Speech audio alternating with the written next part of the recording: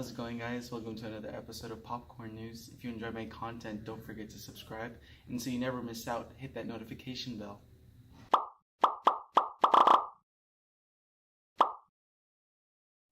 Today's episode, we'll be talking about a film that was brought up by someone in the comments. The film is, what the I don't know why that was censored. I said, what the health? Well, the film is actually very interesting. It's made me change my perspective on how I saw the food industry. It is about a filmmaker named Kip from San Francisco who tries to uncover the truth behind the food industry and as to why they are lying and feeding us with lies. Literally feeding us with lies over what is healthy and what we should consume in our daily lives. And throughout the film, he gets rejected by many experts in their fields about interviews that he had set up with them.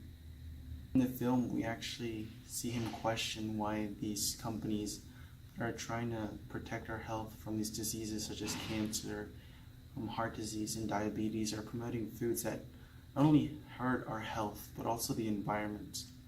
It'll make you want to say, what the health? In the film, Kip talks about why this topic is very important to him, and it is because both his mother's side and his father's sides have been diagnosed or affected by diseases such as cancer, heart disease, or diabetes.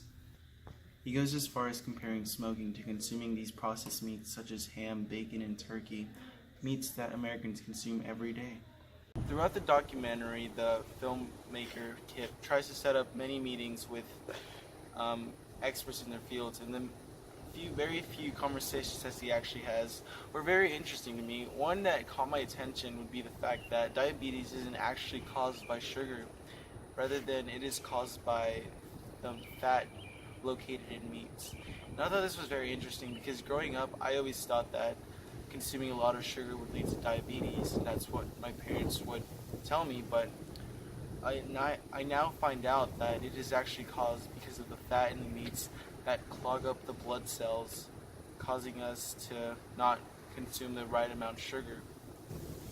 Another thing that caught my attention was the fact that cows are being fed grass, which is being contaminated by neighboring factories, and this grass is actually making the meat inside of the cow bad for us, and they are still being sold, and I think that that is very unfair to the consumer as well, because what we are receiving product that it has been damaged due to the pollution of factories that are owned by the same corporations that own the farms. I don't eat bacon because I know where it comes from. When they die, they go into a box and they decompose because they swell especially from the heat. A truck come and pick them up, take them to the processing plant in Rose Hill, ground them up into feed, and feed it back to the hogs. In my opinion, the most shocking out of all of them was the meat industry because of how they take care of their animals and the diet that the animals have. In one scene, we see pigs being fed, dead pigs that have been thrown in trash cans, and where they shred them up and feed them to the animals. And I thought this was very cruel, not only to the animals, but to the consumers as well, because we are paying money that we work for animals that have been contaminated and fed stuff that is not healthy for them and us. And in other scenes, we see chickens living amongst dead chickens or chickens that are too sick to stand up. And I think this is very unfair to the consumer as well. And what caught my attention the most was the fact that everybody believes how fish is very healthy, but actually it is probably the least healthy food a person can consume. And it is due to the fact that these koi farms have the fish right next to each other. Throughout the film, Kip continues to question as to why health organizations are promoting food that is not at all healthy for the human body. But then he realizes as to why. And this is a very shocking moment for me when he says that the same companies that are producing foods that are very unhealthy for us are the same ones sponsoring these health organizations.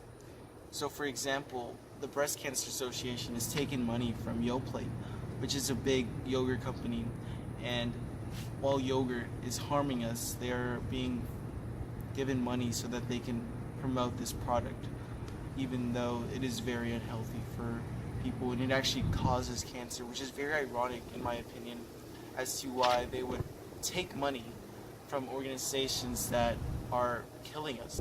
And actually the US government ties into this as well because they are making money off of the medications that are being produced in order to treat diabetes, cancer, and heart disease.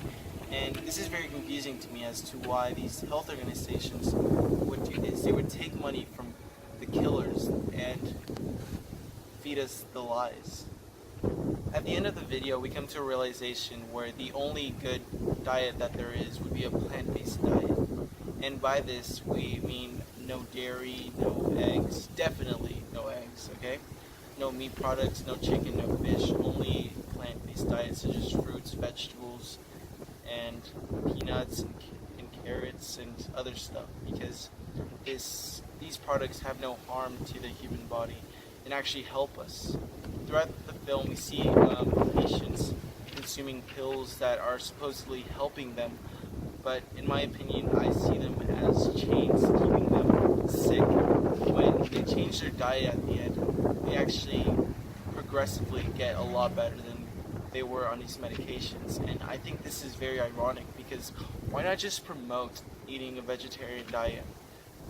I mean vegan diet, because by this they would be saving a lot of money on medications and they would be living a healthier lifestyle. The way the video is structured is actually very interesting to me because Kip presents facts and then he backs it up with researchers' opinions. And one point that was very interesting to me was when Kip was trying to conduct an interview with an expert in diabetes, and he tries to talk about diet, and he actually gets told to leave the place because he didn't want to talk about diet and a plant-based diet that would actually help people with diabetes. And I found this very interesting to me because why would an expert in diabetes reject an interview with someone over diet? Because I'm pretty sure that they know that a plant-based diet was very helpful and they were just trying to keep it away from people in the audience. A point that he made that I found very interesting as to a vegan diet was that the biggest animals on earth, such as elephants, rhinos, and hippos, are actually vegetarian, and they are the strongest. And as to athletes who are vegetarian, they're stronger. And in one scene, you see this athlete who could do way more lifts and way more reps than he could before his vegan diet. And I found this very interesting. And this actually has made me think about my choices in diets. And I've actually thought about considering going a vegan for a couple weeks or a month, at least over the summer, to try it out and see like what the difference is. And this documentary, although it is very biased, I would admit that it shows some facts and opinions from experts that make me question if I should maybe try vegan.